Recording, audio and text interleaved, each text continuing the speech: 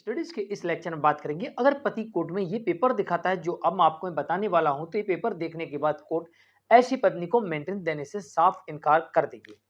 ऐसी पत्नी को कोर्ट एलोमनी, कंपल्सेशन, लिटिगेशन चार्ज देने से इनकार कर देगी और ऐसी पत्नी को किसी भी प्रकार का कोई भी मेंटेनेंस नहीं देगी। और इतना ही नहीं, ये पेपर देखने के बाद ऐसी परिस्थिति में पति को डाइवोर्स भी मिल जाएगा और साथ ही पत्नी जितने भी केसेस करेगी सारे केसेस भी डिसमिस हो सकते हैं। तो चलिए आज के स्टडीज के इस लेक्चर में आपको मैं वो पेपर बताने वाला हूं जो आपके पास होना चाहिए, और नहीं है तो इनको कहीं ना कहीं से ढूंढ के लाइए, क्योंकि ये पेपर होंगे आपके पास तभी जाके आपको ये बेनिफिट मिलने वाले हैं।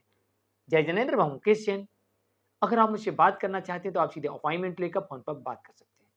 अपॉइंटमेंट के लिए या इस तरह जजमेंट्स के पैकेज के लिए जिसमें आपको 150 से अधिक जजमेंट्स मिलेंगे, या अन्य किसी जानकारी के लिए दिए गए नंबर पर आप हमें एक छोटा सा मैसेज लिखिए, इसके बाद हम आपसे संपर्क करेंगे।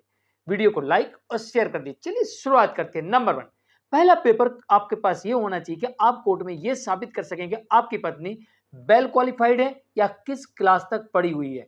इतनी पढ़ी हुई है, इतनी पढ़ी लिखी है कि वो अपने लिए स्वयं के लिए रोजगार उत्पन्न कर सकती है, वो जॉब कर सकती है, वो स्वस्थ भी है और पढ़ी लिखी भी है। ये आपको कोर्ट में साबित करना पड़ेगा। पत्नी तो ये कहेगी मैं तो अभी पढ़ाई कर रही हूं या मैं बहुत कम पढ़ी लिखी हूं, लेकिन आपको उसकी डिग्री के बारे में या कौन कौन सी डिग्रियां हैं, किस क्लास तक वो पढ़ी हुई है, और वो कहे मैं तो बीमार रहती हूं, तो भी आपको ये बताना पड़ेगा कोर्ट के सामने कि उसे कोई बीमारी नहीं है, और अगर बीमार है तो इसका न्यायालय ही एक जनरल चेकअप करा ले, क्लियर हो जाएगा।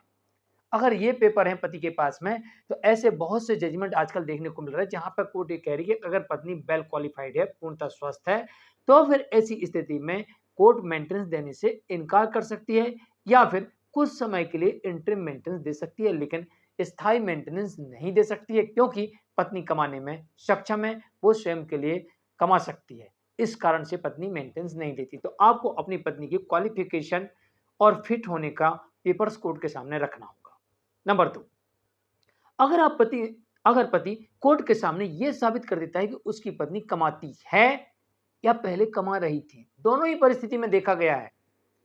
अगर पति यह साबित करता है कि शादी के पहले भी पत्नी कमा रही थी, या जब मेरे घर में रह रही थी तब भी पैसा कमा रही थी, या फिर अभी वर्तमान में भी कमा रही है, तो इन परिस्थितियों में भी कोर्ट ऐसी पत्नी को मेंटेनेंस देने से उस समय इनकार कर देती है जब पत्नी अपने लिए पर्याप्त आय के साधन रखती हो। ऐसा नहीं कि पति 1 लाख कमाते हैं, पत्नी पहले 10,000 कमाती थी, पत्नी अभी भी 10,000 कमा रही है, तब तो इस केस में मेंटेनेंस लगेगा, क्योंकि पति 1 लाख कमा रहा है, पत्नी 10,000 कमा रही, कम से कम उसको 20-25 हजार रुपए तो चाहिए, तब तो लगेगा। लेकिन जहां पर पति 20,000 कमा रहे थे, पत्नी पहले भी 10,000 कमा रही थी, तो भाई पति 20,000 कमाएगा तो उसके ऊपर लाइबिलिटीज है, परिवार के और लोग भी हैं, अन्य खर्चे भी हैं, लेकिन पत्नी का तो कोई खर्चा नहीं है, उसको थोड़ी अपने माँ बाप को खिलाना है, तो यहां तो सिर्फ पत्नी के लिए चाहिए। तो ऐसी स्थिति में अगर पहले, शादी के बाद या वर्तमान में अगर इतना कमा रही कि उसके लिए पर्याप्त है, तो फिर उसे उसकी इनकम देखने के बाद कोर्ट मेंटेनेंस देने से इनकार कर देती है। और साथ ही अगर ये इनकम पर्याप्त है और स्थायी है, तो ऐसी स्थिति में एलोमनी भी कोर्ट देने से इनकार कर देती है। लेकिन पति को ही कोर्ट के अंदर साबित करना होता है कि उसकी पत्नी पहले कमा रही थी या वर्तमान में कमा रही है। इसके प्रूफ कोर्ट के सामने रखना होगा, क्योंकि पत्नी अक्सर ये कहती है मैं बेरोजगार हूं। नंबर 3, अगर पति कोर्ट के सामने इस तरीके के दस्तावेजों को रखता है, सबूतों को रखता है जिसमें यह साबित होता है कि पत्नी अडल्ट्री में रह रही है, रीमैरिज कर चुकी है या फिर लिविंग में रह रही है, तो फिर कोर्ट ऐसी परिस्थिति में ऐसी पत्नी को मेंटेनेंस, एलोमनी, कंपल्सेशन देने से इनकार कर देगी, क्योंकि नियम यही कहता है कि पत्नी अगर अडल्ट्री में है, रीमैरिज कर चुकी है या फिर लिविंग में रह रही है, तो जाड़ता में रहने वाली पत्नी को किसी प्रकार का कोई भी अनुतोष पाने का अधिकार नहीं है। चौथा नियम यह कहता है कि पति अगर इस तरीके से पेपर कोर्ट के सामने समक्ष रखता है जिसमें यह साबित होता है कि आपसी सहमति से अलग रह रहे हैं, जैसे कि पंचायत में बैठ के लिखा पढ़ी कर लेते ना, स्टाम्प पेपर हमारा तलाक हो गया, आपसी सहमति से, भलाई कोई झगड़ा, कोई लड़ाई नहीं हुई, किसी का कोई आरोप नहीं है, लेकिन आपसी सहमति से अलग रह रहे हैं, तो आपसी सहमति से अलग रहने पर कानून ये कहता है कि आप आपसी सहमति से अलग रहने पर पत्नी भरण पोषण की मांग नहीं कर सकती। ये माना जाता है कि पत्नी ने उस समय अपने सारे अधिकारों को छोड़ के आपसी सहमति से अलग रहने लगी थी। इस कारण से अब वो मेंटेनेंस की डिमांड नहीं कर सकती है। अगर नंबर 5, अगर पति के पास में इस तरीके के पेपर हैं जो ये साबित करते हैं कि पत्नी बिना किसी कारण के अलग रह रही है। अब इसके लिए थोड़ा डिटेल में अपने को चलना पड़ेगा। कैसे पति साबित करेगा? कौन से पेपर रखेगा? सबसे पहले पति को यह साबित करना पड़ेगा कि मैंने कुछ नहीं किया, पत्नी के साथ किसी प्रकार का कोई मारपीट कुछ भी नहीं किया, कोई दहेज नहीं मांगा, पत्नी झूठे एलिगेशन लगा रही। कैसे साबित करेंगे? पत्नी जिस दिन से पति के घर में रह रही है उसका व्यवहार कैसा था और पति का उसके प्रति व्यवहार कैसा था, उसके परिवार का व्यवहार कैसा था। जैसे कि पति घुमाने ले जा रहा था, होटल में खाना खिला रहा था, सेल्फी ले रहा था, हर फंक्शन में वीडियो बन रहा था, उसको शॉपिंग करा रहा था, उसे गिफ्ट दिला रहा था, उसके नाम एफडी कर रहा था, उसकी पॉलिसियाँ उसके नाम से खोल रहा था, और इतना ही नहीं, उसको बढ़िया-बढ़िया कपड़े दिला रहा था, और कई बार तो ऐसा भी देखा गया कि उसके नाम से प्रॉपर्टी तक कर दी। और जब से उसके घर में थी तब से वो उसका जब भी बीमार पड़ी उसका इलाज कराया, उसकी दवाइयाँ ली, उसे अपना एटीएम कार्ड दिया, अपना फ़ोन दिया, जो पत्नी के लिए सुविधाएँ देना पड़ती हैं वो सारी सुविधाएँ दी, और पति ने अपने हर पति धर्म का पालन किया। ये पति को कोर्ट में साबित करना पड़ेगा।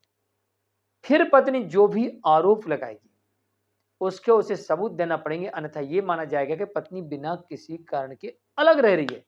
इस कारण से ऐसी पत्नी को किसी भी प्रकार का कोई भी अनुतोष कोर्ट देने से इनकार कर सकती है, कुछ भी नहीं देगी, और यहां पर पति ऐसी पत्नी से तलाक भी ले सकता है। ऐसा साबित करने के लिए मैंने लगभग सारी चीज बता दी कि आप आए गए तो टिकट्स होना चाहिए आपके पास में, आपने डॉक्टर को दिखाया तो डॉक्टर के पर्ची मेडिकल्स बिल होना चाहिए, आपने सेल्फी ली तो सेल्फी होना चाहिए, फोटो होना चाहिए, वीडियो बना फंक्शन का तो फंक्शन का वीडियो आप दिखाइए। इसके अलावा आपने पत्नी को शॉपिंग कराई, पॉलिसियां खरीदी, इनके जो भी आपके पास में डॉक्यूमेंट्स हैं वो कोर्ट में लगाइए।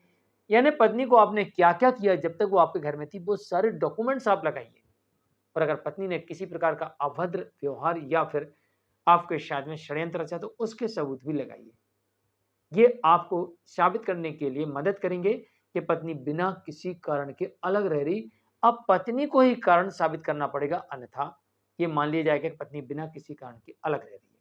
इसके अलावा जैसे कि मैंने कहा कि एजुकेशन के लिए तो डॉक्यूमेंट्स की आवश्यकता पड़ती है, इनकम के लिए तो आरटीआई लगा दीजिए, उससे प्रूफ लेके आइए। अडल्ट्री रीमैरिज की तो इसके लिए जिस पंडित ने शादी कराई या फिर अडल्ट्री में जहाँ पर कोई वीडियो वगैरह बन गया हो, वहाँ पर मीडिया पहुँच गई हो या फिर पुलिस ने रेड कर दी हो, ऐसी कुछ आपके पास डिजिटल एविडेंस हो, उन्हें लगा के आप साबित कोर्ट में कर सकते हैं, और इसी वजह से आप सभी प्रकार के अनुतोषों से बच सकते हैं। मैं मुकेश जैन, आज के लिए इतना ही।